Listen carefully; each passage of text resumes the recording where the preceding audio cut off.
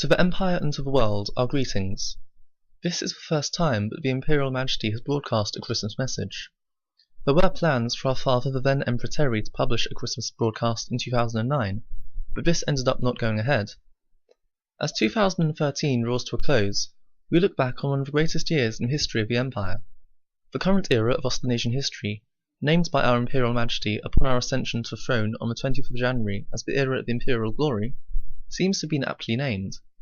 Let us look at the statistics. This time last year, Austenasia had a population of 11. It now has a population of 24. The empire measured less than 4,000 square feet. It is now almost 1.5 million square feet, that is, just under 34 acres.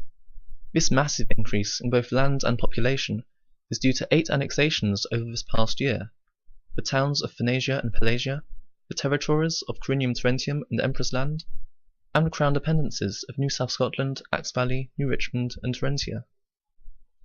One of the most memorable incidents of this past year must be the events of the 24th of June, when, with the help of our Imperial Majesty, Orlais was liberated from years of foreign rule by New Wessex, with Orlais' 2 kingdoms raising up native monarchs of their own and restoring their original relationship with the Empire. The eviction of West Saxon influence from the Carshalton nations has truly been a great achievement. This first year of our reign has also been notable from a legislative viewpoint. Acts of Parliament have been passed placing laws on violent crime and property offences, and the structures of the armed forces and the police, in single acts, and domestic administration and taxation have both been reformed. As the end of the year draws nigh, we celebrate Christmas, celebrating when, in the words of Austenasia's patron saint John the Apostle, the Word became flesh and dwelt among us. Even for non-Christians, this holiday has for many become one of peace and joy, which we wish to all our subjects.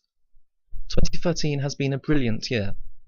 As we look toward heading into 2014, the strongest we have ever been, with our newly elected Prime Minister Countess Eritoshi of Memphis, with our largest ever cabinet, and free of West Saxon influence, let us hope that this new year, 2014, will be just as brilliant.